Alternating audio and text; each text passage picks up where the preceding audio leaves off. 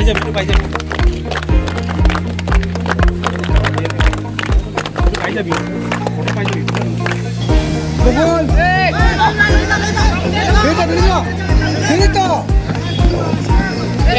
Yeah.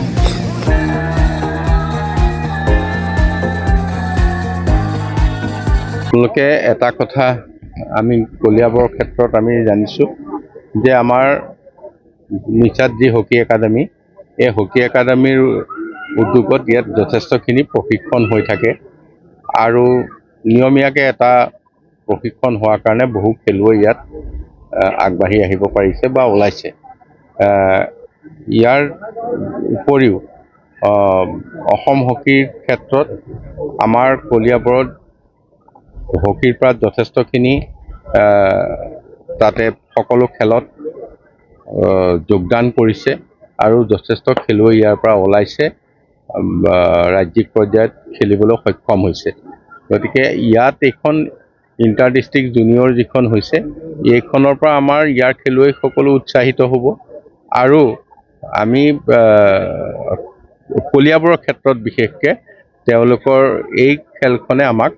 বহুখিনি উপকৃত কৰিব আমাৰ হকীৰ ক্ষেত্ৰত আমি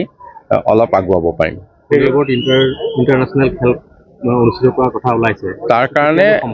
কাৰণে ইণ্টাৰনেশ্যনেল খেলৰ কাৰণে আমাৰ এখন হকী ষ্টেডিয়াম ইতিমধ্যে হৈ আছে হকী ষ্টেডিয়ামৰ কাহিনীটো জানে যে হকী ষ্টেডিয়াম সেই সময়ত আমি হকীত আছিলোঁ চেষ্টা কৰিলোঁ আনিবলৈ কিন্তু ষ্টেডিয়ামখন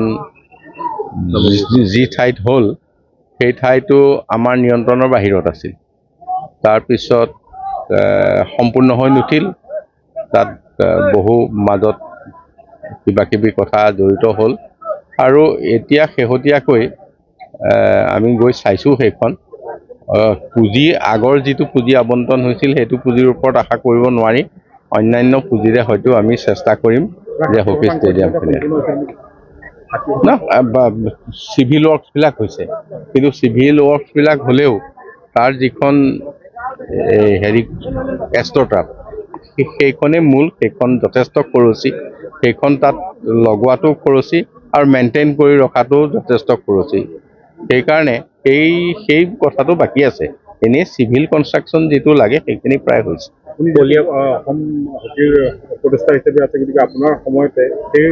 যিখন কলিয়াবৰ সমষ্টিত ইতিমধ্যে অন্তৰ্ভুক্ত হৈছে আপুনি নিশ্চয় আপোনাৰ দিনতে সেইখন সম্পূৰ্ণ হ'ব বুলি আশা কৰা হৈছে ৰাইজে বিচাৰি নাই এইটো চেষ্টা কৰিম হকীৰ এই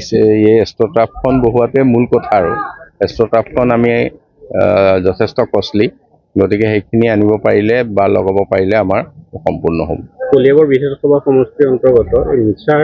হকী একাডেমি এই নিশা হকী একাডেমিৰ পৰা বহু খেলুৱৈ ভাৰতীয় সেনাবাহিনীয়ে হওক CRPFতে হওক তেওঁলোকে সুযোগ পাইছে নতুন প্ৰজন্মৰ কাৰণে কি ক'ব আপুনি ইয়াত মই ইয়াৰ আগতে যেতিয়া অলপ দিন আগত ইয়ালৈ আহিছিলোঁ তেতিয়া তেওঁলোকক লগত যিখিনি কথা পাতিলোঁ তেওঁলোক ইমান কমিটেড যিকেইজনে ইয়াত হকী খেলি গৈ আৰ্মিত চাকৰি পাইছে নহয় তেওঁলোক বছৰত এবাৰ আহি ইয়াত নিজে কণ্ট্ৰিবিউট কৰে আৰু হকী একাডেমিখন ঠিক হোৱাটো বিচাৰে সেইদিনা মই তেওঁলোকৰ লগত আলোচনা কৰিলোঁ তোমালোকৰ টকা পইচাৰ কি প্ৰব্লেম আছে তেওঁলোকে হিচাপ কৰি ক'লে যে আমাৰ পইচা যি ধৰণে আহে তাৰপিছত ভিতৰত বছৰত 1 লাখমান টকা গেপ হয় সেইটো মেকআপ হ'লে আমাৰ বাকী খৰচখিনি মিলি যায় গতিকে 1 লাখ টকা মই সেইদিনাখনে আগবঢ়োৱাৰ কথা কৈছোঁ তেওঁলোকে পাব এতিয়া গতিকে মই ভাবিছোঁ যে এই হকী একাডেমিখন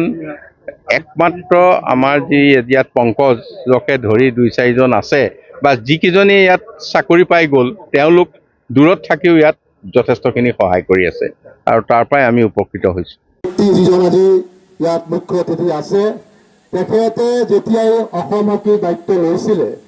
তেতিয়া আমাৰ হাতত আছিলে মাত্ৰ 6খনমান জিলাই হকী খেলিছিল